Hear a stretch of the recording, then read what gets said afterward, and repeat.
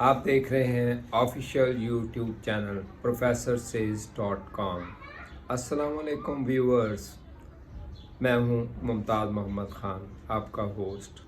आज मैं deep observation पे बात करने जा रहा हूं। डीप ऑब्ज़र्वेशन से मुराद आप लोग पहले से बखूबी वाकिफ़ हैं कि कुछ चीज़ें सामने नज़र आती हैं और कुछ चीज़ें उनके पीछे पोशीदा होती हैं। जो चीज़ें सामने नज़र आती हैं, क्या वही सारा सच होती हैं?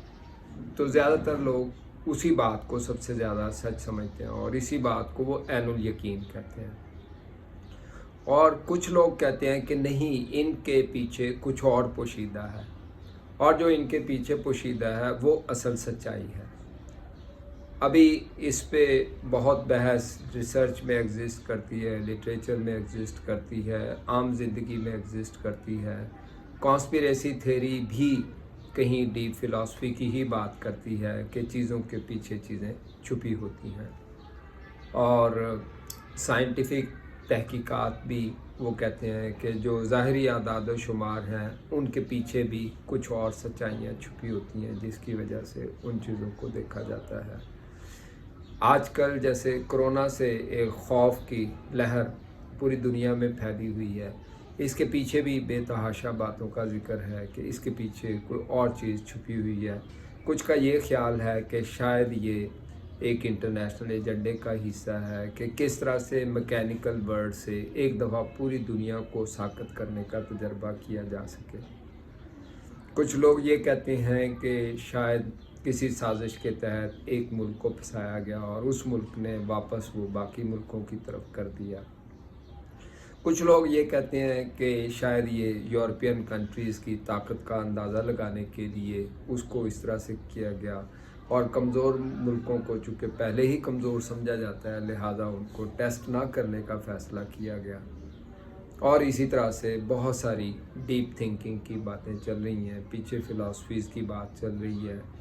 कुछ ये कह रहे हैं कि वर्ल्ड इकॉनमी जो बेतहाशा मूव कर रही थी, उसको वापस किसी एक स्टेचर पर लाने के लिए ये हरकत की गई।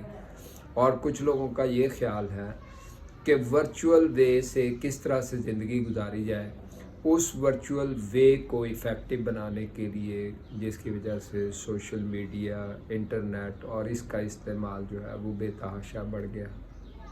कुछ लोगों का ये ख्याल है कि कोलैबोरेटिव थिंकिंग, जिसका गहरा ताल्लुक़ इस बात से था कि टीम बिल्डिंग की जाए, लोगों को क्लोज़ किया जाए, लोगों को कंपटीशन में लाया जाए, लोगों को एक दूसरे के बिल्कुल साथ लाया जाए, उस सारे की बजाय इस बात पर फोकस किया जाए कि किस तरह उनको अलग-अलग रख के तजर्बा किया जाए।